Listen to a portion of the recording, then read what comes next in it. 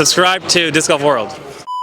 What's up? It's Jefferson from the Disc Golf World. Yesterday we posted a breakdown of the Northeast Disc Golf Expo, which you should check out. But this is the Disc Golf World experience of the event, which wasn't as smooth as the expo itself. There wasn't much of a plan. The idea started like this. I'm going to the Northeast Disc Golf Expo. How could Disc Golf World not document the biggest non-tournament event in disc golf? Let's do this thing. The first step was driving the 16 hours it would take me to go from Wisconsin to Boxborough, Massachusetts. I should bring you guys with, though. But before that, I couldn't pass through Joliet without making a stop at Doha. That would just be crazy. after a sloppy round, I was back on the road to Ohio. Luckily, I had a place to stay just in time for Swiss to send me Twig that needed to be edited before the next morning. 5 hours later, it was completed and I could finally get to bed, only to drive 10 hours the next day. Shout out to the courtesy violation for keeping me company on the drive. On the 14th hour of the drive, I noticed the tire pressure rapidly dropping until it hit 0. I pulled over right as I crossed the New York border on 84. Well, on our way to the Northeast Expo, flat tire. The problem not only was the flat tire, but the fog was so bad I could barely see 50 feet in front of me. I had no cell service, and apparently all the tow companies closed at 5 p.m. Basically, I was f***ed.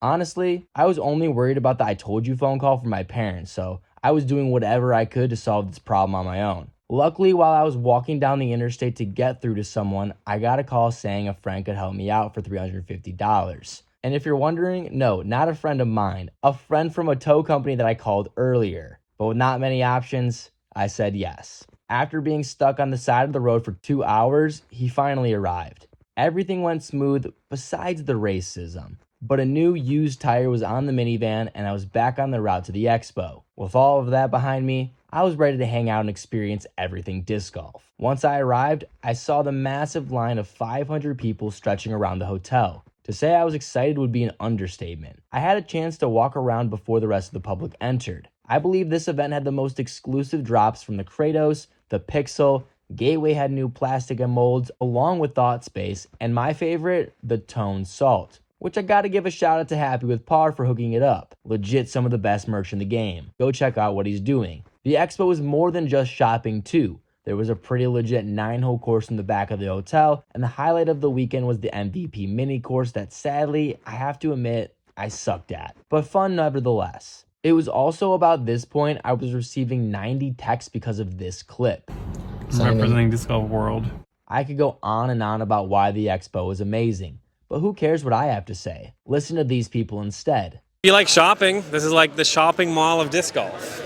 I don't know how many vendors are here, maybe 40, 50. Bunch of different cool stuff from apparel to equipment to literally anything disc golf you can think about. Lots of cool people to meet. And it's just, you feel like you're part of something that's growing and special. Meeting a lot of new fans, shaking a lot of hands, taking pictures, doing autographs, but just really loving the passion in this building for disc golf. We're in good hands going into the future. I usually don't get to do stuff like this. I got a bunch of Bearheart hats, shirts, discs, got a brand new icon that we put on a embroidered sweater. And yesterday I did a coaching seminar, which was a fantastic conversation. This expo is phenomenal, and I had no idea it was going to be this big.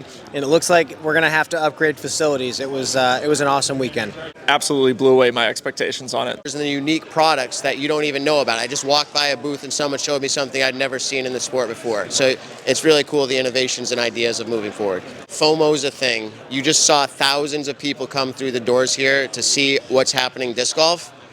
Don't be missing out on that. That's all I'll say. People standing around the parking lot waiting literally for hours to get in because they're excited, exclusive drops. People just ripping around, buying all kinds of stuff. There's so many special drops, exclusive drops. Pros were amazing.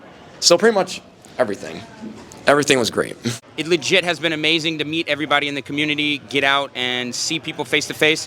People have been able to get their hands on our discs. We've loved it. Gotten the opportunity to meet a lot of other people in the industry. We're here to sell some discs and to enjoy ourselves. You put a drop about that big on your hand and you just rub it anywhere the disc is going to touch, and you're good for 9 holes. We wanted to wear something both on and off the course. We got hole 18 from Fox Run Meadows right here where it all went down. I'm bringing merch and apparel for the everyday disc golfer with an emphasis on PMA. It's positive mental attitude. Because when you think that it should have been a birdie, you got to remember it could have been a bogey. Sorry I lied, Mom, but I'm sleeping in the car. If you were wondering what it's like to sleep in a van at 30 degrees, it's pretty cold.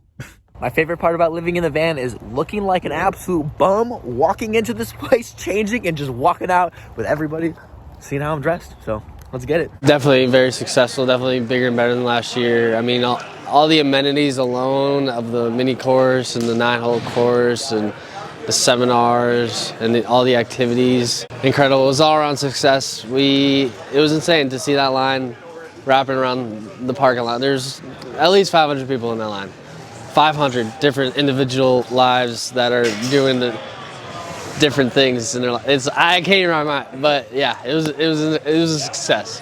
Favorite part is having Disc Golf World travel all the way.